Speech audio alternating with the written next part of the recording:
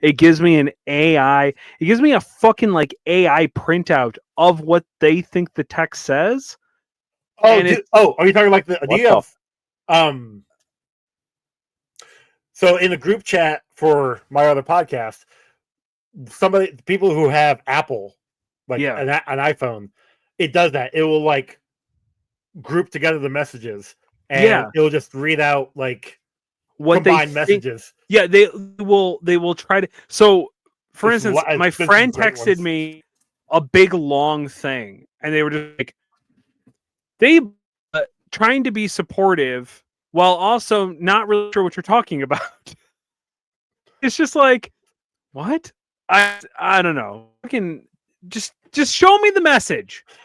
Show me the goddamn message. No. We have to shorten up as much as possible. We have to make AI needs to make your life inconvenient, Chuck.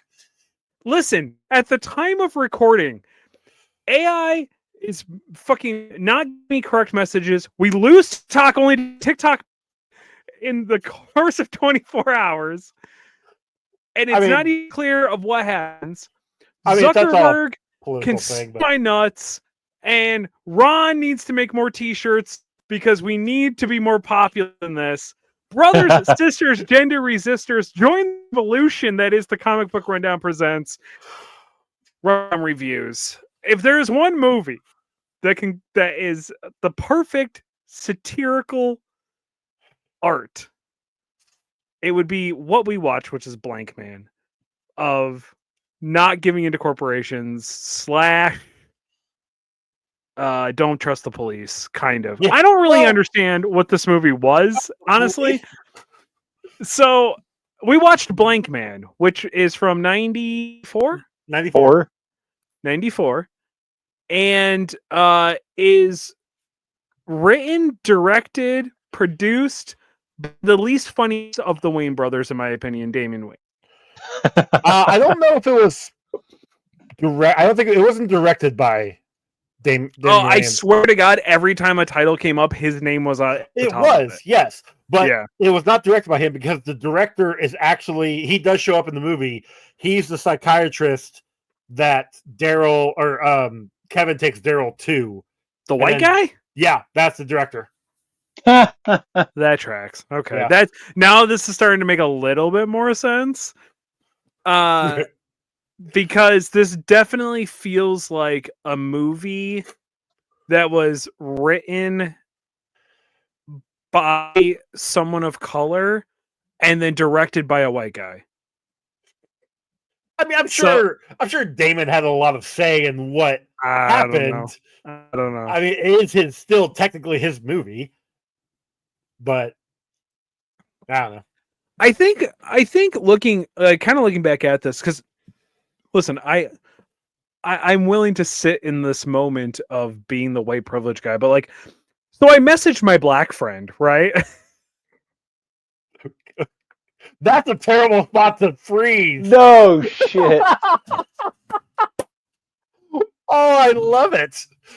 I was like, yo, Chuck, God, it's hilarious. Chuck. It froze just as I said so. Ask black friend. Yes, it awesome. Did. Great. Okay.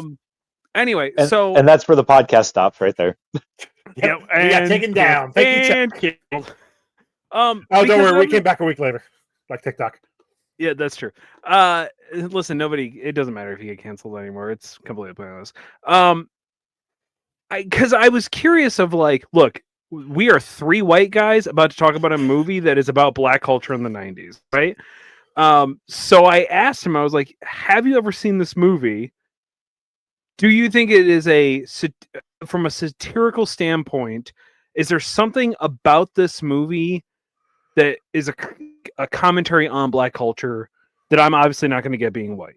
And he was like, I loved Blankman as a kid because it does kind of play into like what I was experiencing when he lived in Brooklyn of shit is corrupt and the neighborhood takes care of the neighborhood, and we just felt like we needed somebody, and it felt good to laugh about it. Which is what this provided for us.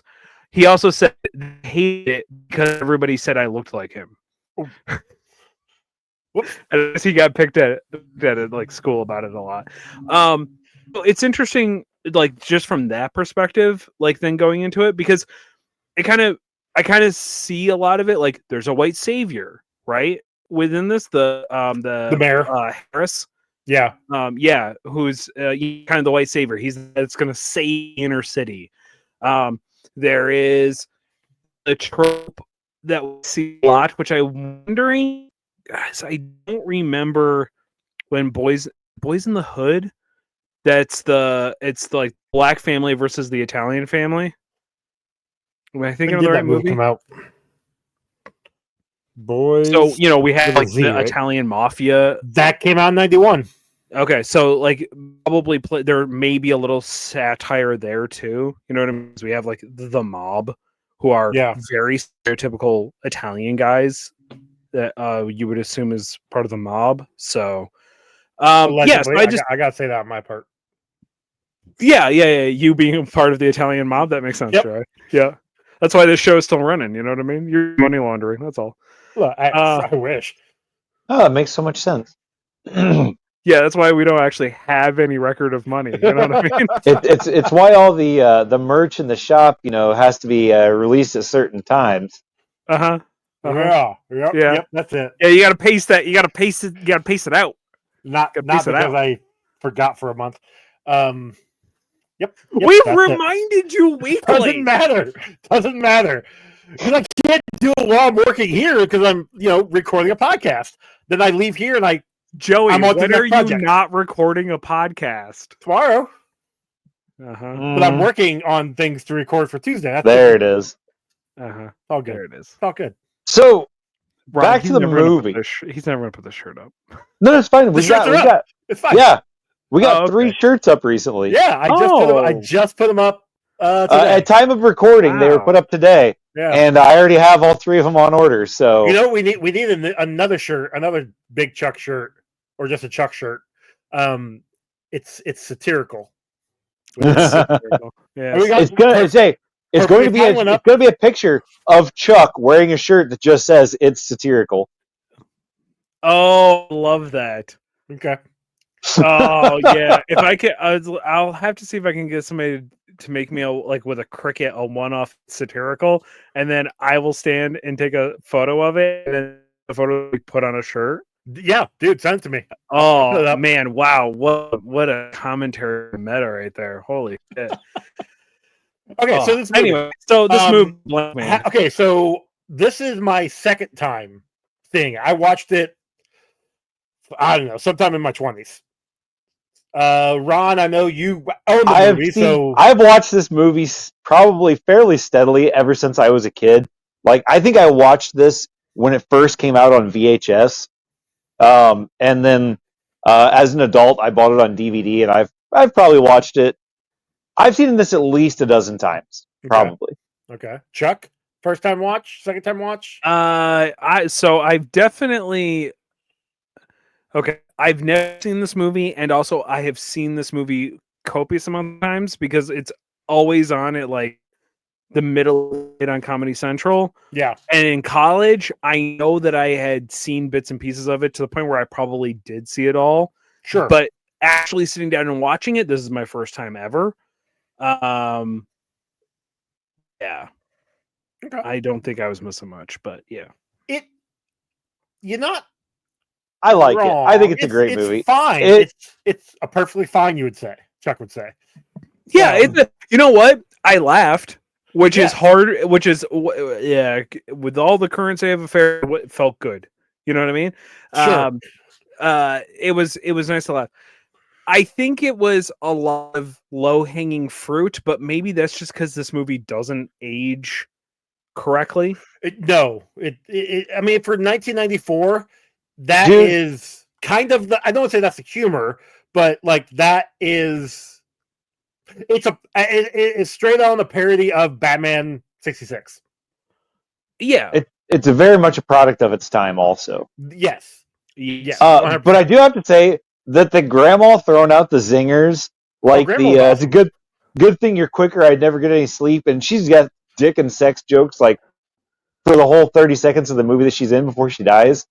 She was like 2 minutes.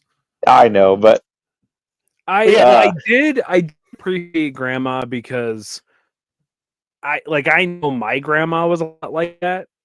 Like replaying that, oh cool, my grandma was just like a weird stereotype of grandma, which was kind of strange, but it's interesting because there is a lot of weird stereotypes in this movie that don't age well at all. Like for instance, what's his name, who's the other one? There's Kevin and then there's Daryl is Blankman.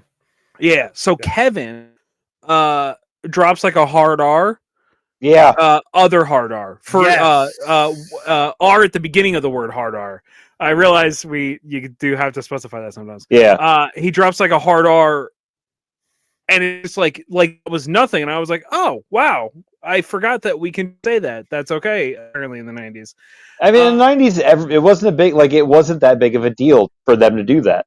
True, and also he plays the stereotyped version of like a geek who you would call the word often as portrayed in media. Yes. Yeah. He was that extra step of geek. Yes. If that makes sense. Like he doesn't see himself that way, but he does nothing but that. Like, I mean, he's wearing glasses with tape and a fork for the stem. The earpiece. Whatever that's, I don't know what it's called. I don't have glasses. Yeah. So you've never broken your glasses, so you've never understood what it's like to have to fix your glasses on a budget. I understand that. Okay, yes, exactly. No, tape makes sense. Tape I've seen. A fork that he's had forever. Okay, go ahead. I one time fixed my glasses with a piece of wire that was stuck through the hole that was supposed to have a screw in it, and then went back around my ear. Okay, so I understand that. Okay, that's fair. Sorry, our family wasn't rich like yours, Joey. Jeez. No, I just wasn't blind like the rest of my family. Sorry that you were. Wow. Sorry that you were rich enough to afford eye care, Joey. Jesus. I'm just saying, every single member of my family needs glasses. I don't. As of right now, give me like 10 more years and my eyes will like go. I think the thing is Joey just doesn't see anything anyways. He just assumes that he does. That's not entirely true, Chuck. I don't know what you're talking about. Oh, wait. What? Okay. So I'm just gonna get into my notes because that's how I roll this thing along. That's how you roll. Let me before you dig too deep. Let me just say, there's a moment in, I think, Grandma, speaking of Grandma, talks about GM laying off. Maybe was it Grandma? Or was it the other one? I don't remember. It was somebody talking about GM laying off. About GM laying off 500 employees, and I'm like, what the hell? Oh, it was the news. It was the woman. Okay. Yeah. I was like, is this 2023 when my plant laid off 400 temps? I was like, I mean, it's good to know that. I guess GM is still a shit corporation. Steadily, they keep it steady, man. When Daryl gives Kevin the belt, right? And then he's sitting in the break room talking to himself, talking to Daryl through the belt. Yeah. Who isn't just going to take the belt off and hold it up to their mouth to do that shit? Apparently Kevin. I guess so. I mean, I get it that it's part of the joke, him talking to his penis, because everything that he says, it became specifically like aimed at that, Yeah, like, exactly. Like everything he was saying, it's part of that satirical element. Yeah. And I get it. I get it that they did it for the joke of it sounding like him talking to his penis and and then especially when she comes back in and is like, "Yeah, I'm good. You're weird." Yeah, and he's like, "Yeah, later I'll take you into the bathroom and I'll get you out and I'll play with you then. But right now I've got to work." Yeah. Chuck, you froze again? There he is. No, I'm here. No, I there's a lot of moments in this movie where I was just like, oh, we're going with that joke, and yet I still laughed. Like, I laugh. I think it's hilarious. That's the thing is like, oh yeah, like why would you talk to your crotch? But also, of course, you're going to talk to your crotch because honestly, Kevin's kind of a fucking idiot. Yeah, yeah. Like he's clearly smart, like he's fine, but he's also kind of a fucking idiot who can't take a because how often does she like constantly say like, no, I don't want to go out with you, leave me alone. I'm interested in this masked man, which okay. And he's just like he also is like super pushy on him, like on her, like I think he gives her the roses or something. And some chocolate, and yeah, and he like leans in, expecting her to kiss him on the cheek. Yep, like what 90s joke. You know what I mean? Like that would not. That would be seen as just gross and creepy now, but I don't think the intention was gross and creepy. It was just, oh, he's a loser. He thought he was gonna get a kiss. I don't know. At least that was my intention. No, you're not. You're right. Like it's one of those things where he is giving a present and he's expecting reciprocation. Yeah, and that's it's like taking somebody out for dinner and expecting them to put out. Yeah. And you never do, Ron. And I take you out to dinner all the time.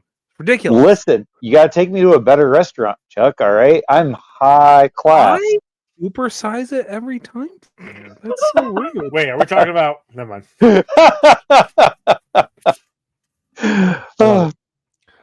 Now, so after Grandma gets killed off, which sucks. Obviously, Grandma was cool. Daryl finally it kicks in his head that the world is bad. Like before, he never actually saw it, and I don't know if that was just the childlike innocence of him. That's his autism. Maybe, maybe a little bit.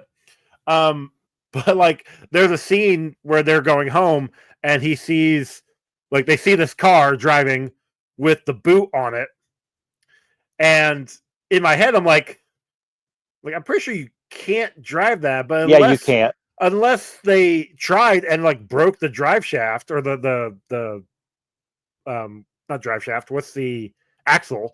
Because that would also explain a lot of these sparks. I did chuckle at that, and then I'm pretty sure that was the same car that passed by again. And had one on the other side too. Yeah. I mean, I laughed at that part because that's just funny. And I think it actually might be another part of that same scene when they're going home, when they're on the subway, and that guy's trying to steal her that old lady's purse, and like everybody's just sitting there chilling like it ain't nothing, right? And then he stands up and like takes the purse away from the guy and like pushes him out the door, and the old lady gets her handbag back and she's like, "Oh, thank you, sweet young man," and she's like, "The rest of you ain't shit." That was pretty funny because old people cussing is funny. Grandmas are badasses. Unless they get the purse snatched, I guess. Yeah, real quick. How did that guy have time after he whipped out a knife to jump back in that train? Exactly. Because he could have made it. No, he had to pull out the knife and show it.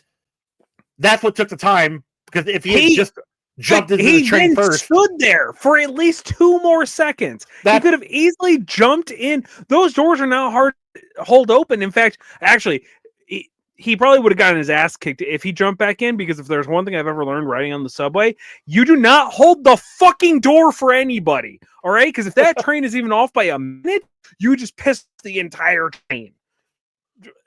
From experience, I watched fistfights happen over it. Okay? So I'll remember that in April when we go on a train. Yeah, do not hold the door. They just got to fucking deal with it. Okay? Just don't do it. And make sure you take the right.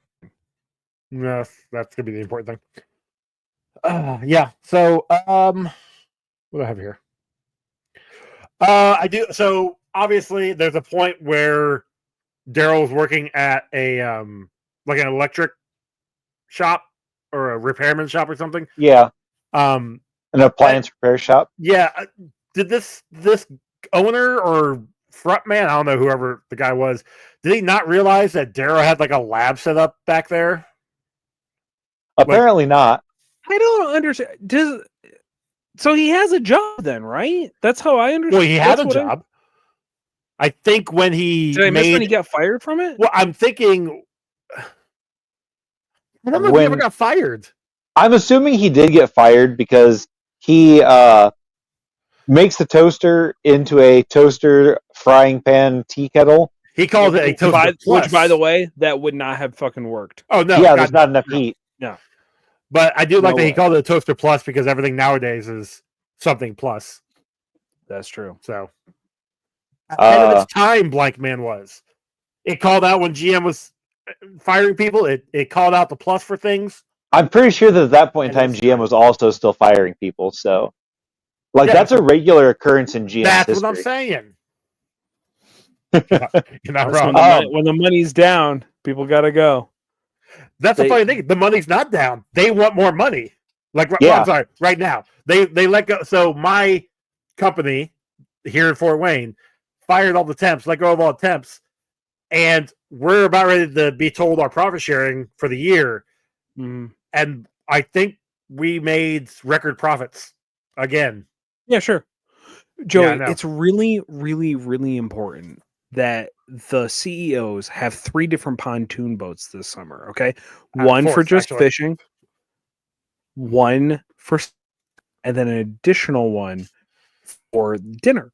Okay, and then they up around that last one. They also have to keep their mistress on so that they don't get caught with her.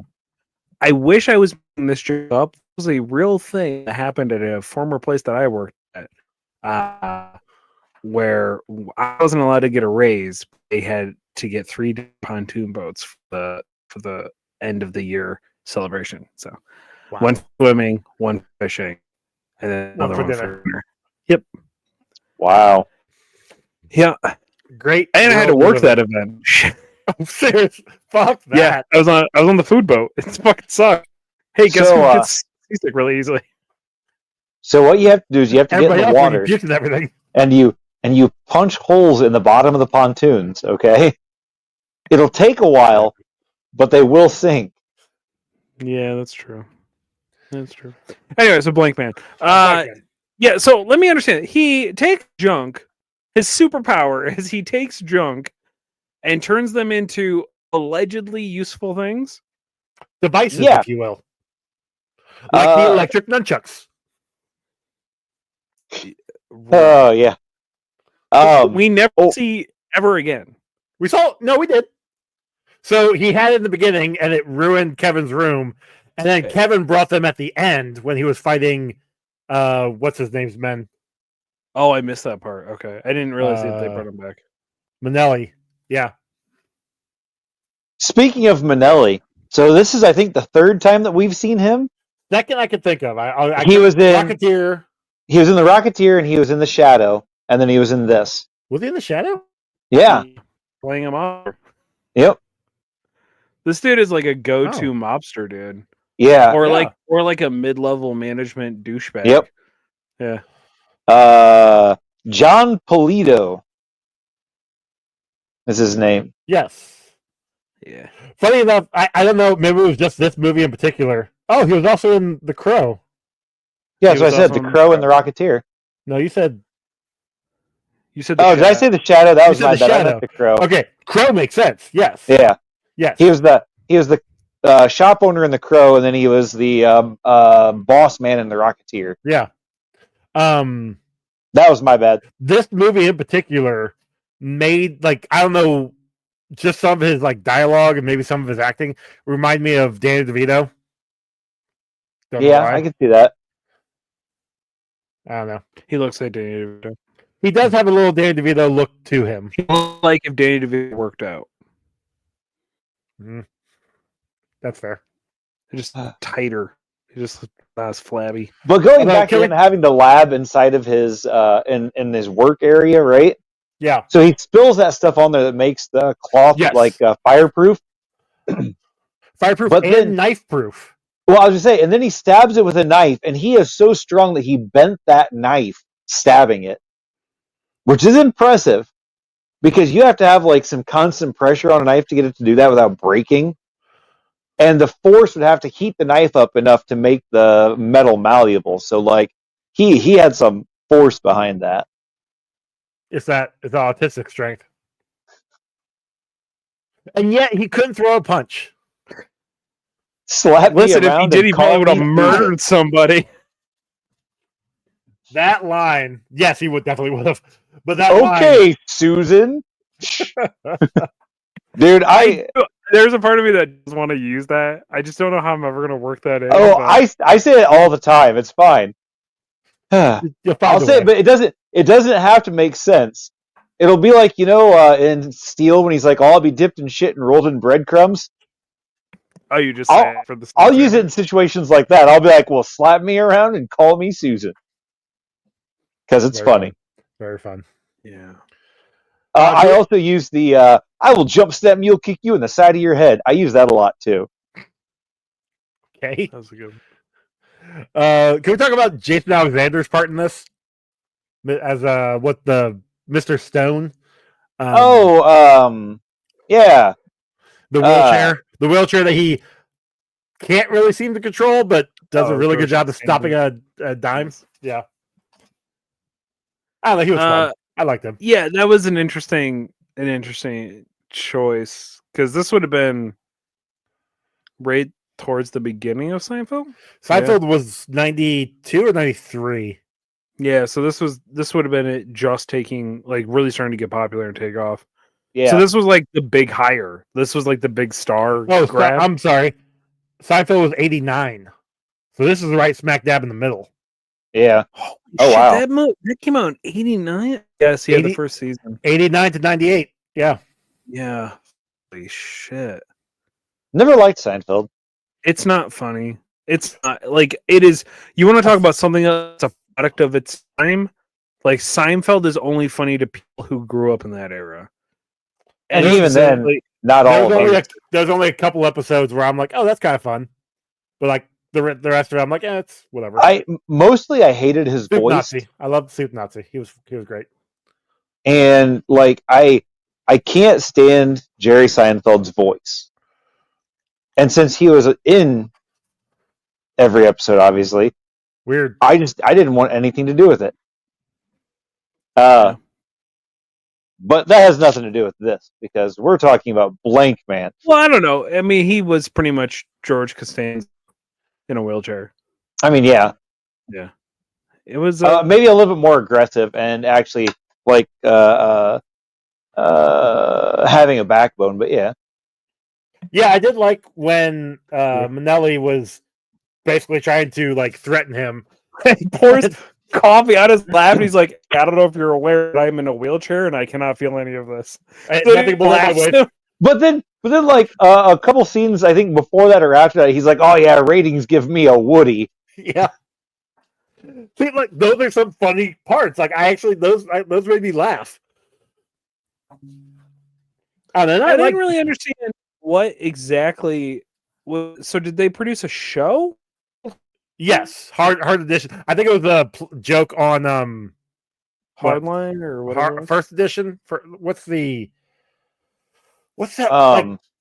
Like kind of TMZ. It's like Cutting Edition or something like that, or Cutting. You know what I'm thinking of? It was like on CBS, like in the 90s. Okay, do you remember in Dumb and Dumber when they cut to the kid with the bird with his head chopped off, and he's like, "I just thought the bird was really quiet."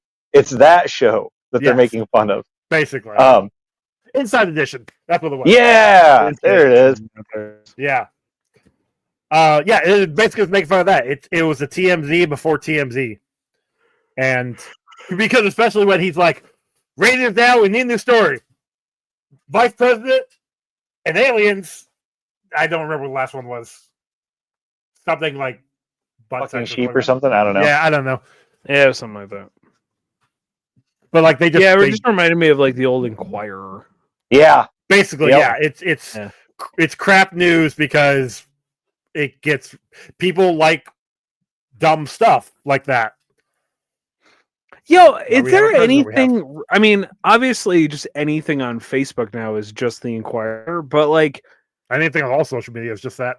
And yeah, but like you as of this couldn't moment, do that. You couldn't do that anymore.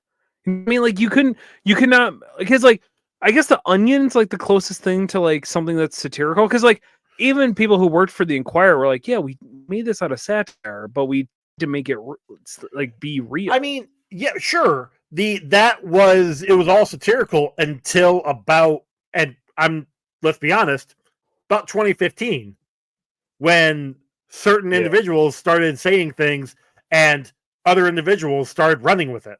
And it's like, oh no, it's totally true. And now we have Fox News the way it is.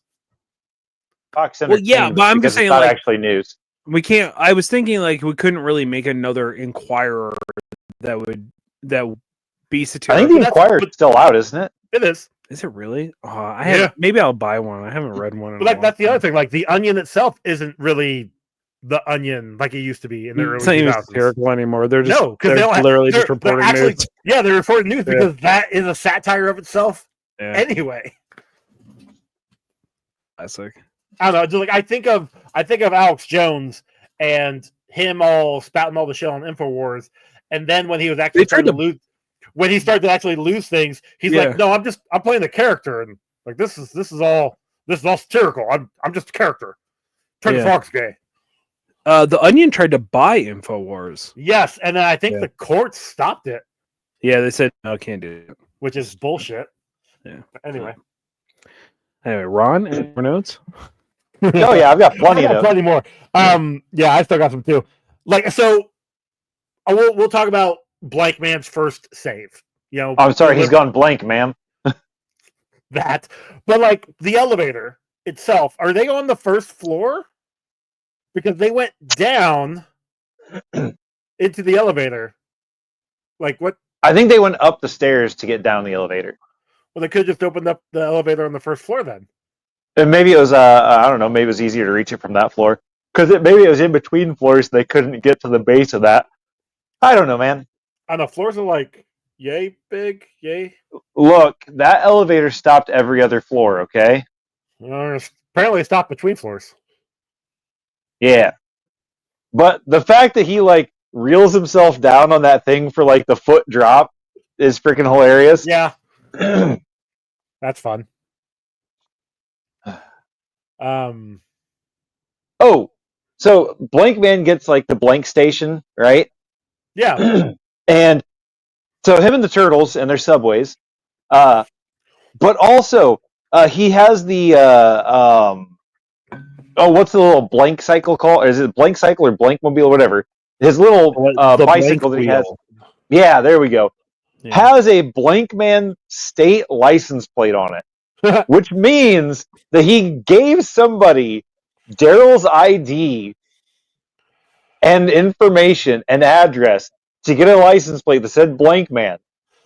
I mean, you realize that he's doing a terrible job hiding his identity, right? Oh, I know, 100%. But like, it cracks me up because like, you know, like Manelli when he's looking for him, like all he would have had to have done is been like, hey, you at the BMV, give me this guy's information. Yeah. Also, I don't know if anybody noticed this or not, but Greg Kinnear was in this show, and I wanted to punch him in the face. Yeah, for that one segment. Yep, that's all. Tony Cox was in it too for that same segment.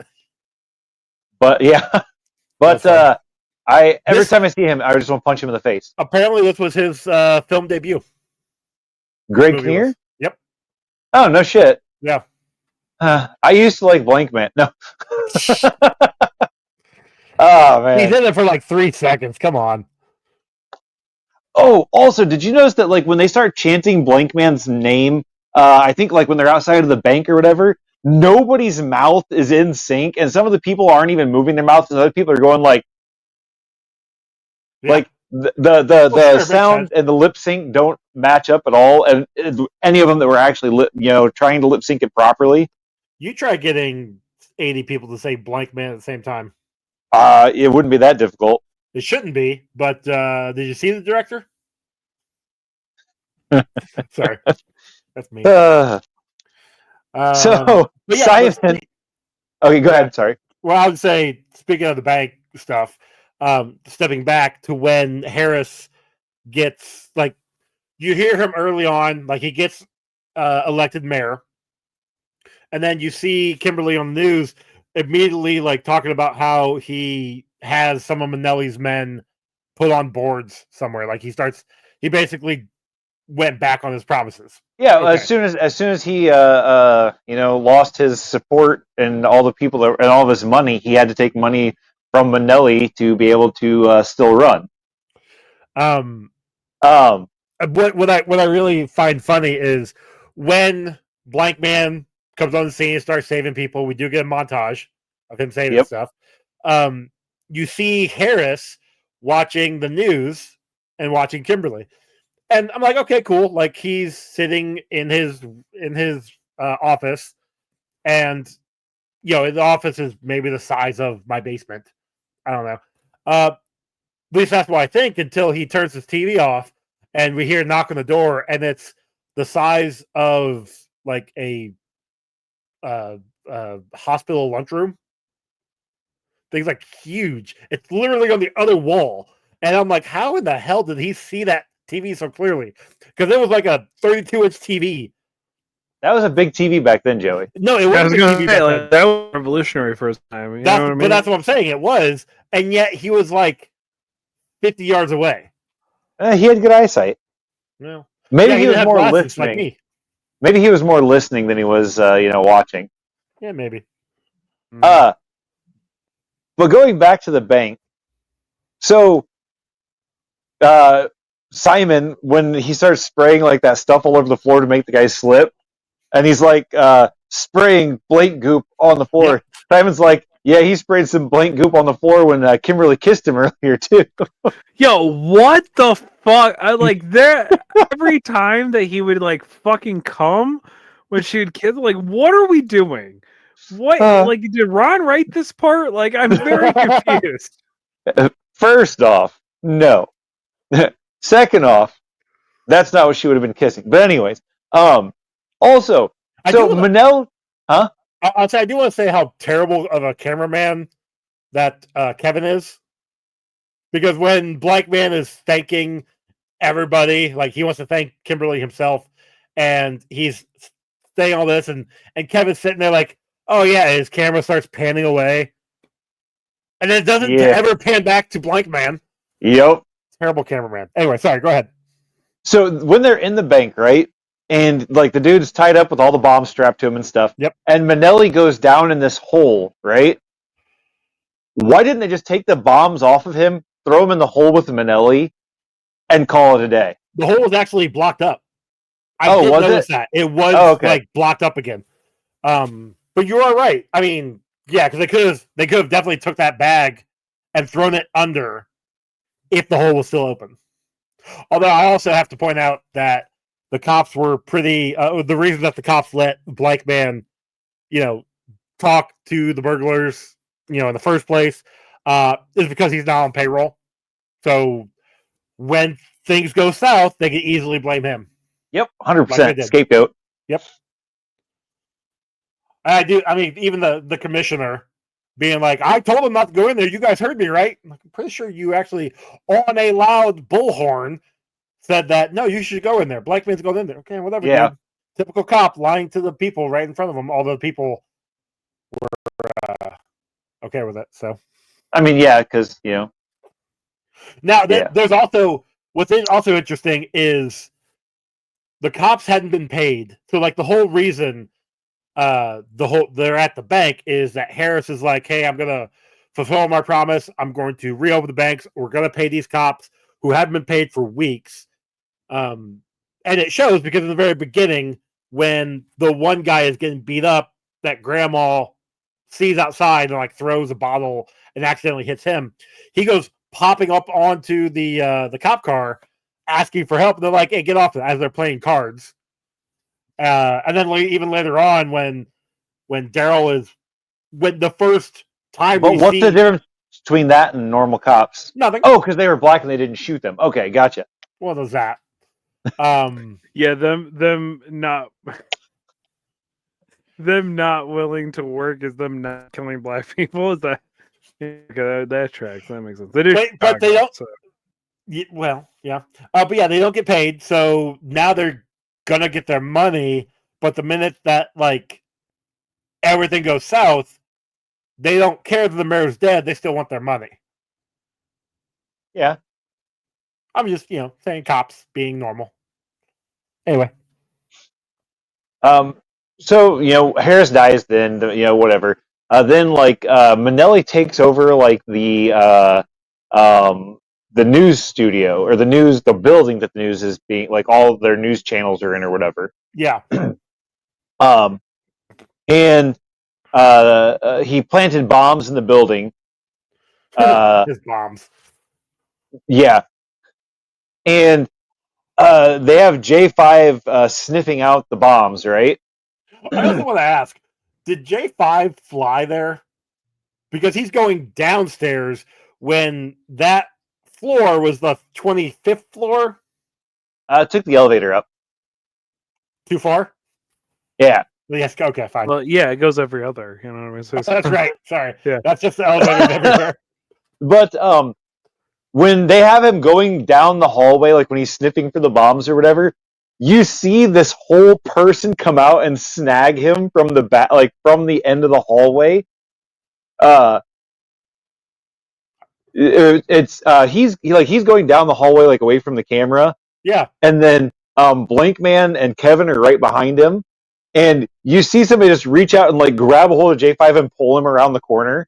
And it's freaking hilarious. I had to go back and watch it because the first time I thought I was imagining things, and so I was like, hold on a second. So I backed up a couple seconds, watched it again, and yeah, somebody just reaches out and just grabs him and pulls him over to the side. I missed that. Okay. Interesting. The women's bathroom, the one place he knew we couldn't go. Yeah, so rig this entire building with explosives, and all they did was put it in the handicap stall of the women's room. Yeah, well, see, okay, it's kind of like the Twin Towers. What happens is the jet fuel leaks down, melting the beams, and then the whole building goes up. Right. Minnelli was actually hired by the owner of the building to sabotage it, to make it look like he blew it up, but it was actually just them trying to get insurance money. Minnelli, man of the people. But but also, J5 is certified for a certain amount of explosives. How did he get a certification to be able to contain explosives from a fucking washing machine, a closed washing machine? Okay.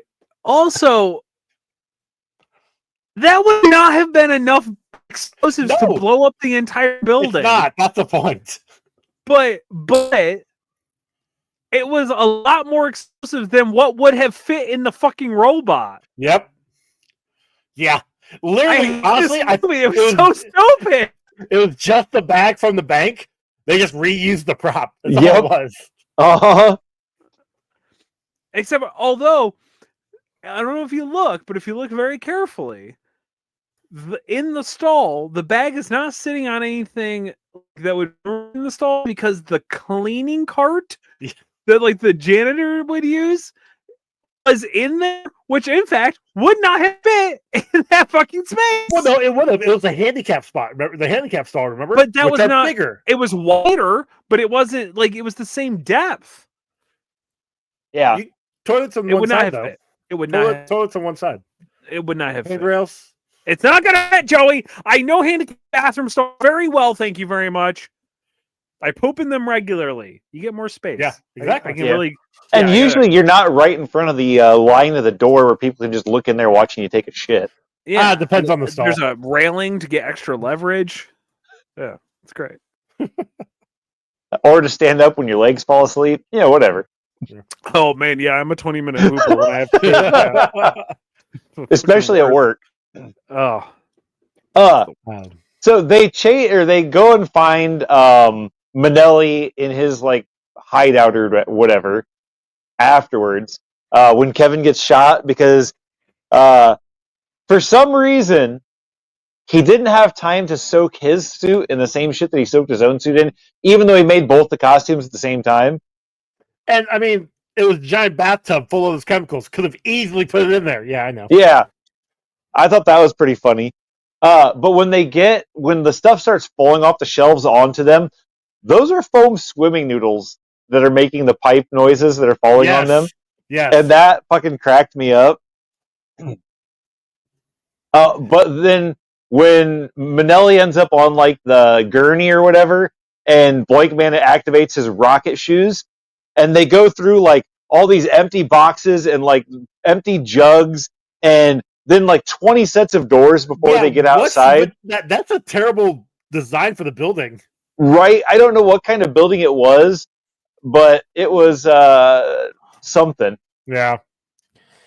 And then the police just happened to be sitting there waiting for him, which weren't they like still mad at Blankman for letting the mayor die, or they were until they saved their favorite news reporter from being killed. Oh, interesting. Okay. I liked how it rolled out perfect and knocked him into the truck, and all they did was close the door. Yeah. They don't handcuff him. They don't check him for weapons. Well, that's because by the time that he stopped and he hit that thing, he was probably already unconscious because his head was hitting all those doors as he went through them.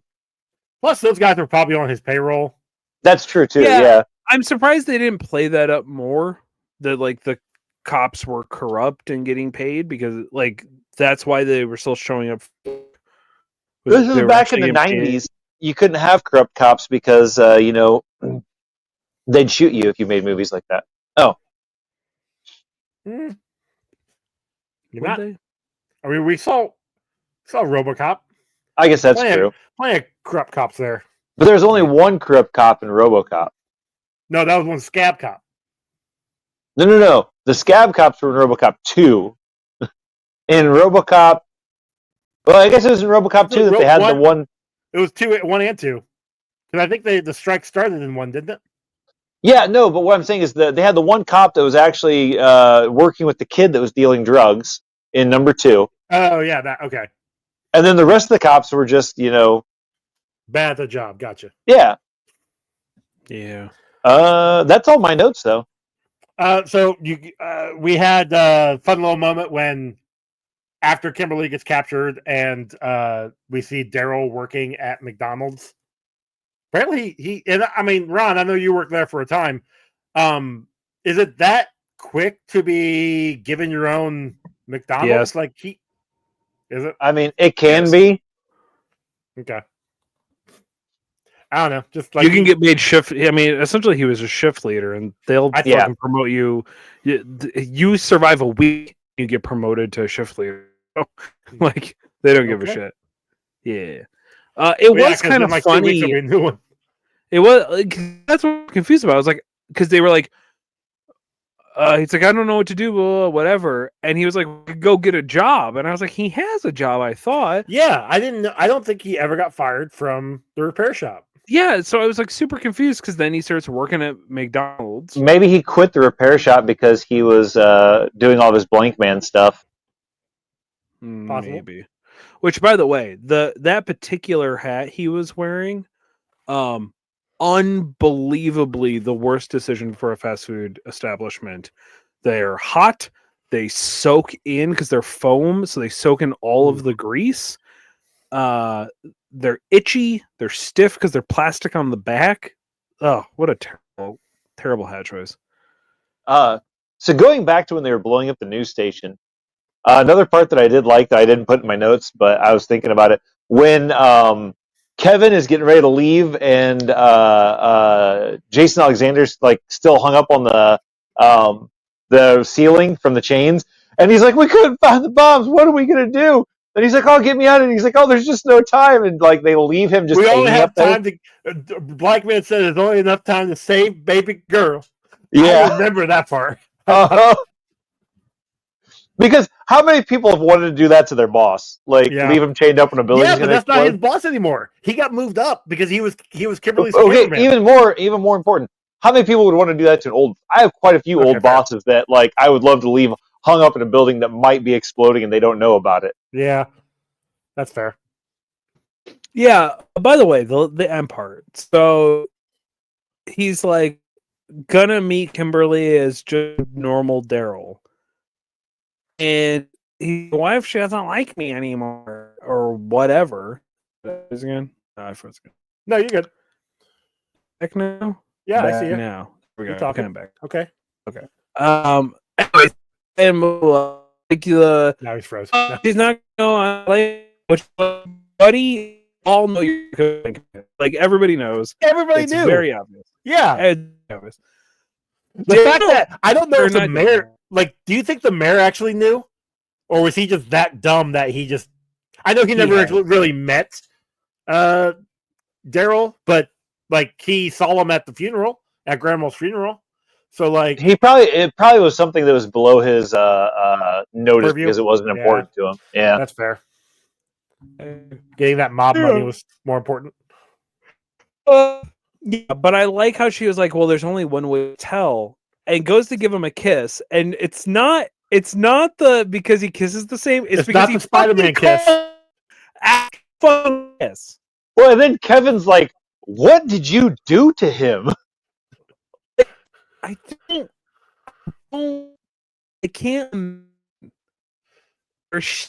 I can't where they have a happy normal life.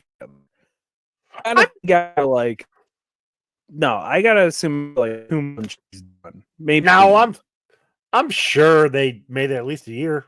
No. Now look, they made it until the first time that she actually wanted to have sex. Okay, maybe I'll give you that one. Yeah. Because then as soon as she touched him, he came and he was done and twitching on the floor, and she was like, "Oh, I'm still unsatisfied." Yeah. Yeah, I don't see this working. Anyway, does Kevin? So Kevin gets shot, but do they play that up at the end? Is he a sling? Nothing, right? He's not. no, he's not in a fling or anything. He's just like chilling." Yeah. Okay. It was a small caliber. It went right in and out. He was fine. He did say it went through. That's still though. It should be in a sling. Still be sling. Yeah. Yeah. Dummy. Anyway. No, I mean, honestly though, like I still had fun with this movie. Oh, this movie's great. I've liked this movie since I was a kid. Yeah. Like, it's a fantastic movie. It's freaking hilarious to me. Not surprisingly, well, actually not that surprising because it's a comedy. We only had 3 kills. Really? 3 deaths. Grandma, mayor, Grandma and company, the other 2 people. The mayor, and I am almost positive when Blankman shoves the Manelli's second guy, like his second in command, into the piano and like shuts the lid on his head. I think he killed him because he like stopped moving and his eyes were just wide open. Hold on. I'm gonna agree with you on that one. Hold on. There are 4. Because you motherfucker, if you were counting every fucking droid that ever died, that's okay. That was the only I thank you. I had 3, and I'm like, what was the third one? Was it that one? No, it couldn't have been. All right, that's 4. Thank you. Back on this shit. I had to fucking deal with every goddamn droid in Star Wars. You're now the greatest hero that city had ever seen. I had J5 down, and I had questioned the other guy, but the other guy was the only one I could think of. I couldn't remember J5 dying. That's my bad. Okay, my bad. I can make mistakes. I am human. Unlike J5, who's dead. You're a machine. You're a machine, and your death will still count. I don't know. That's fair. So we had 4 deaths. There we go. 4 kills. Any limbs? No limbs. Actually, realistically speaking, J5, but like because his limbs blew off. But anyway, the true satire is that he's bad, but he doesn't actually kill. So, yeah, that's the true satirical part of this movie. So, yeah, I like that joke. That's a good joke. It's a good joke. That's a good joke. It's a good joke. Okay. It's a good joke. So bingo. All right, we have product placement, love triangle, hero designs a costume, dead parents dying mentor, government interference, responsibility thing, comic book logic, a montage, villain monologue, unexplainable science, ID revealed to a friend, ID revealed to a love interest, ID revealed to a villain, sexual innuendo, misogyny, and I added hero kills because of the piano thing. Okay. I think you could also have hero kills as him putting the bombs in J5. That's true. Anyway. So we got 3 bingos out of that one. It'd be betrayal by a friend too. That would be betrayal by a friend. Yeah. That's true. That would be betrayal by a friend too. But he didn't betray him because he knew it was going to happen. That is also true. Yeah. Although it was set for like a minute, and it took. I mean, I'm on my whole time thing here, but like it was like a minute timer, and they went from the 23rd floor down to the basement or down to the first floor. Pretty sure it takes more than a minute. Whatever. Sorry. Dude, yeah, I don't care how fast your elevator is. It's going to take a lot longer than that. Yeah. Anyway. So Chuck, Spawn Cape. Yeah. So hey, look. You're gonna say, well, there was no CGI in this movie. There was. There was one moment of CGI. They are going over the schematics of the building. It's like a computer rendering of the building, and it looked like the computer rendering that they used from the Spider-Man animated cartoon show, which look fucking terrible. But outside of that, everything else is like practical, obviously.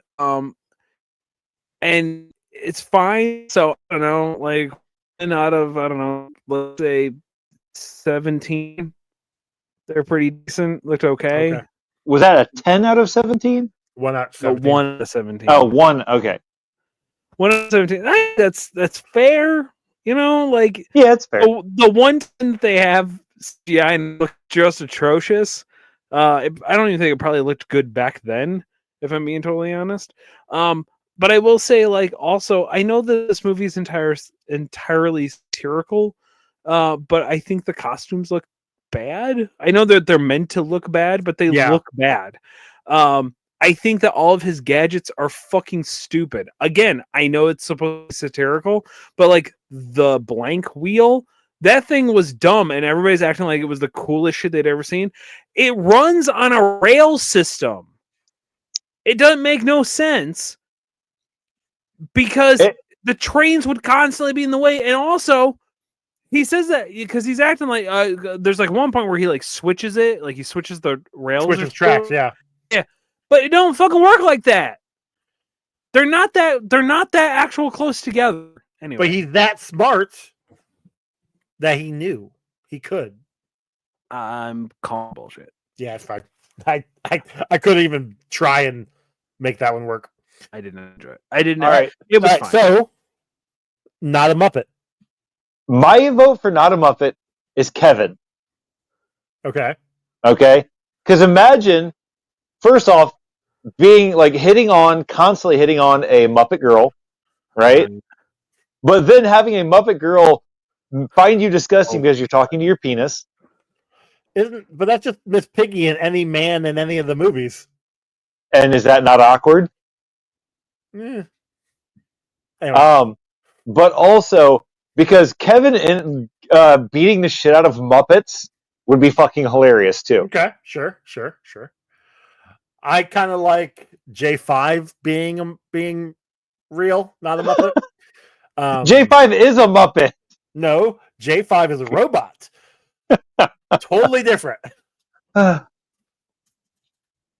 Chuck? But then you know. Oh, sorry. Well, I would say if you don't have, I was gonna say J5. My choice was J5. Okay. That or George Costanza. The Stone, yeah, that'd be fun. It was like my only other choice. Anyway, I just said something to the Beef Boys. Down what chat. In the hell is that? Speaking of, if everybody except for one Muppet, I was on a particular app where you would hypothetically match with people. That was the first one that came up with someone, and that was their actual profile picture. Wow, Rod, you'll see it when you get off here. Yeah, so I'll check it out when we're done. Yeah, that's freaky. Yeah, it's weird.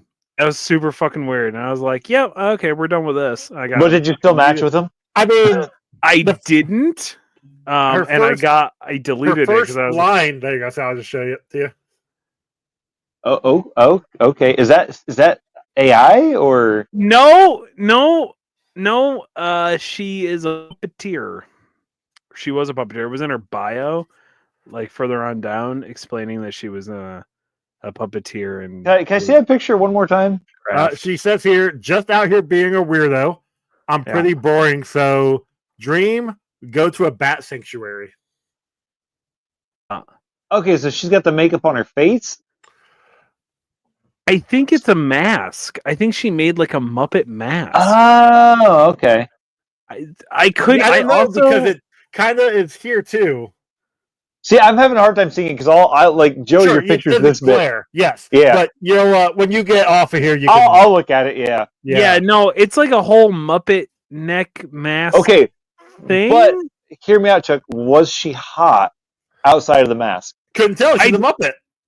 I literally don't know because there was no actual photo of her not. Oh, gotcha. Yeah, it was like all cosplays, and not ones that you could tell. Like, okay, but hear me out. Cosplay girls are a lot of fun. Listen, we didn't match anyway, so it doesn't fucking matter. Oh, okay. Like, yeah, it was fucking. It was weird, man. Anyways, Chuck, what do you give this out of 10? Weird. All right. So does this pass the? I put this on at a party. What do we call it? And make fun of it. Yeah. Janero continuum scale. Yeah. No, I don't think I enjoyed this enough that I would put this on to make fun of it with my friends at a holiday gathering. But I don't think it's bad. I think it's just existing and fine, and I don't think anybody's ever talked about it. I definitely wouldn't want to watch it ever again. But the things that were funny were fine. Again, I think this is the least funniest Wayans brother of all the Wayans brothers. So that's like kind of saying something. Oh, I did interesting. His son is young Kevin in both of his sons are Kevin and Daryl, young Kevin and Daryl. Are they? Oh, I only saw Kevin as the actor, and it was Damon Jr. And I was like, oh, this is the son. Yeah, this was Damon Wayans Jr.'s film premiere, obviously. Yeah. Man, I don't know. It's fine. It'd be below 5 because I did enjoy it. 5.01. Because I can't just give something a solid number. 5.01. That's fine. That's fair. Ronald? I like this movie. It's got a lot of nostalgia for me, and there are just a lot of things that are really funny. Again, it's another one of those movies that I quote from time to time. I mean, not as much as some other movies, but there's still some things that I say a lot from this. I have a lot of nostalgia towards this, and honestly, I think it's a funny movie. I think that there is a mostly cohesive storyline, which is important for me, and it makes fun of a lot of it makes fun of Batman. I mean, Batman's in it, but it also makes fun of Batman.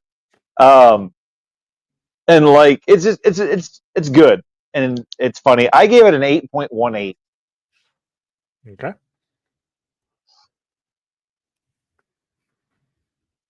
Joey? This movie for me, like I said, there's some funny parts, and I had a good time with it. It's one of those that I would not feel bad watching it again, but I wouldn't be paying attention. However, it'd be one of those movies where if it's on, I'd watch certain parts. Like the movie itself was just okay to me. It was funny. It had its moments, but I'm not gunning to watch this again anytime soon. But I also wouldn't be upset if somebody were to put it on. I'd be like, yeah, okay, whatever. Like during a gathering of your friends, or I don't think I'd do that. I wouldn't go the Janero continuum scale. So I'll agree with Chuck on that one. But ultimately, okay, there is a new scale though, and that is if this was on at 3:00 in the morning on Comedy Central, would you stay up and watch it? If knowing it's gonna be on, or am I already up? No, you're flipping through and you can't sleep. Okay. Oh yeah, absolutely. At 3:00 in the morning, probably. Yeah. Yeah. Yeah.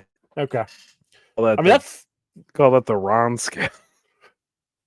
That's only gonna be for like The certain movies. Rontinuum. Oh, it's called the Rontinuum now. Okay, so would you watch it at 3:00 in the morning?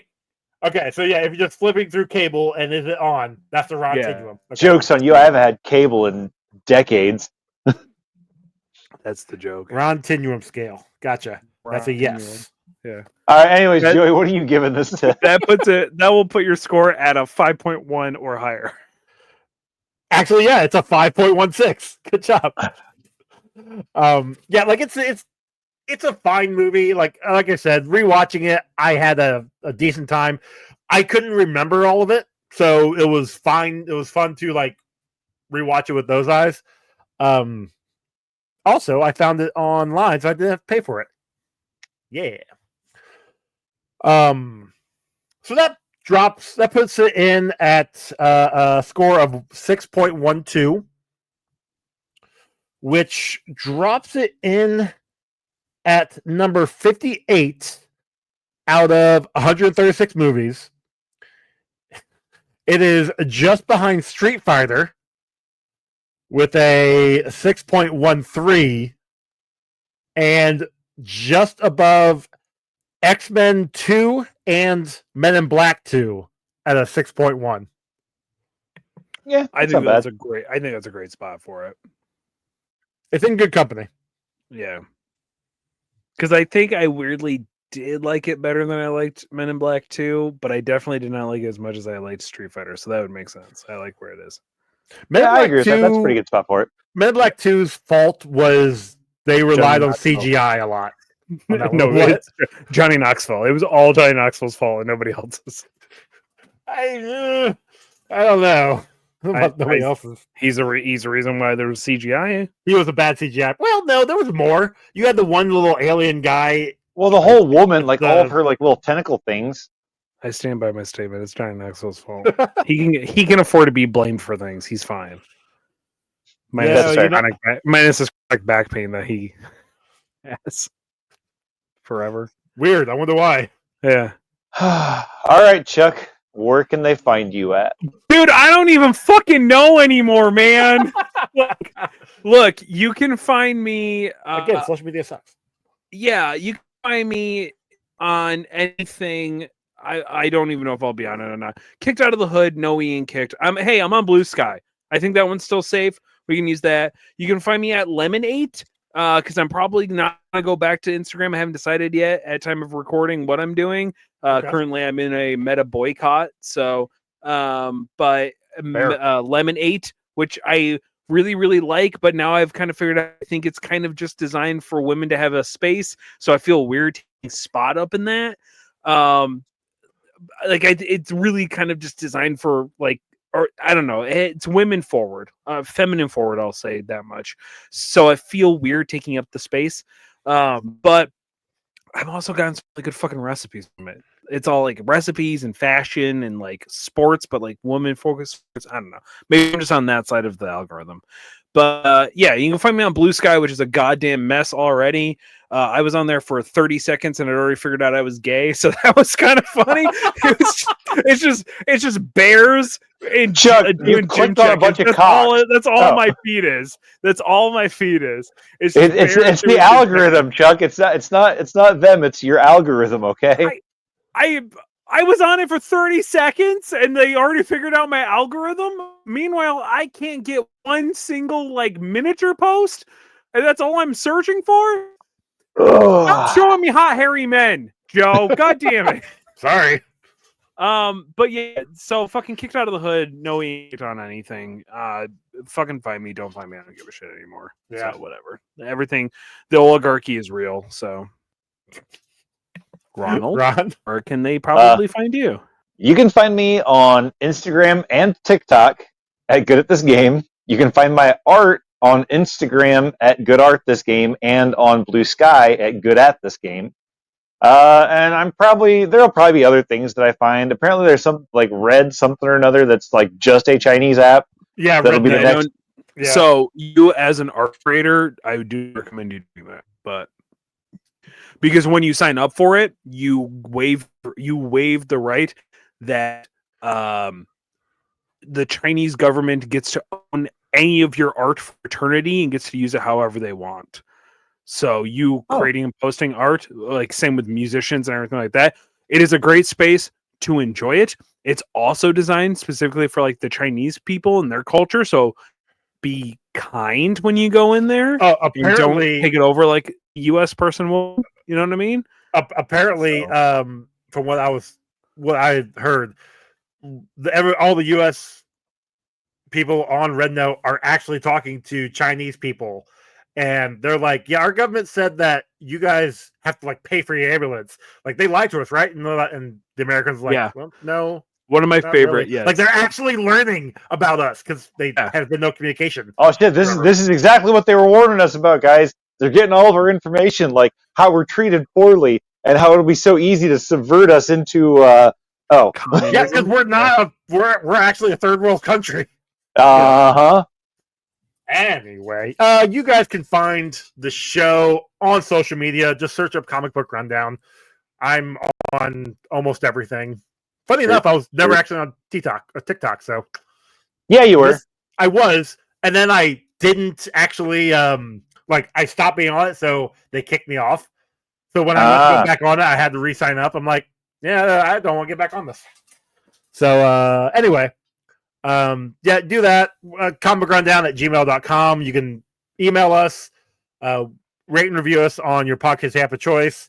Send it to any of our social medias or email, and we'll read them up on an upcoming episode. We've got merch with new merch, like we talked about at the beginning of the show, over on Redbubble. Well, over on TeePublic. I might actually just get rid of Redbubble. Yeah. Not sure yet. I haven't. Redbubble I might be able to put on both sides, like two separate pictures.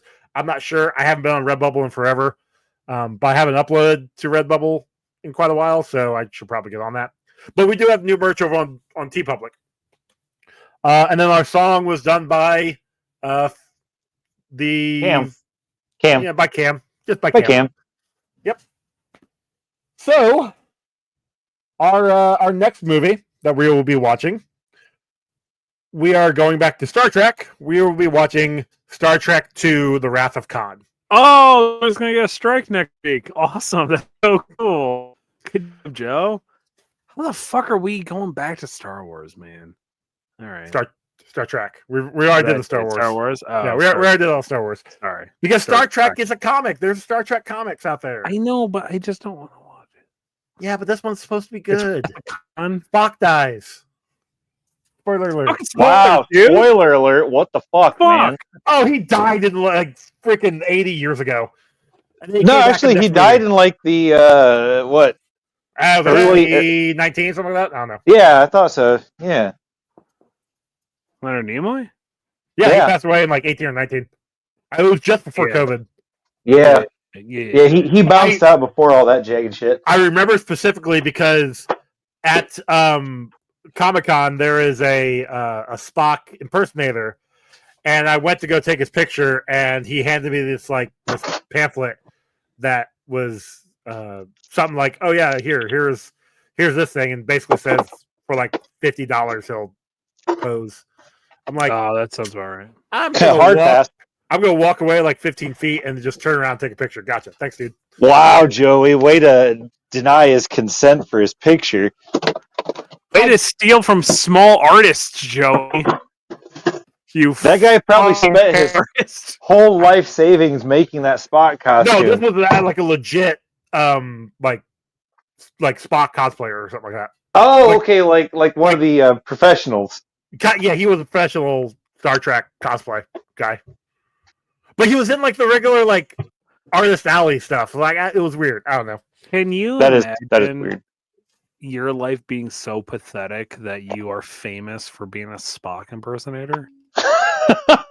And then believing really mean. And then you believe you could charge $50 to have your it may not have been $50. It just was like I believe it. Wrestlers charge like a compact photo and autographs like $60. Yeah, but that's wrestlers, so it's like that's like legit. But wrestlers don't know shit about. I would say they are on the same tier level of a Spock impersonator. Yeah. Anyway. Anywho. God damn it, Joey. Star Trek II, Wrath of Khan. This is gonna hurt. All right. Probably. Yo, I gotta watch that and My Bloody Valentine 2 times in a row. Oh shit! I still gotta watch that. Oh yeah. It's over. Oh yeah, Ronnie. Oh yeah. I know nobody ever told me when it was gonna be. I had a busy week. I'm sorry. He had to forget about putting up shirts. Ron. 20. We'll tell you off air. Okay. Anyway, yeah, check what hopefully we'll be dropping at some point, getting franchised now on the main feed because fuck capitalism, art for the people, and fuck the network. Yeah, no, it's up there. I mean, at the time of recording, it's not, but at the time it's released, it's already been up there.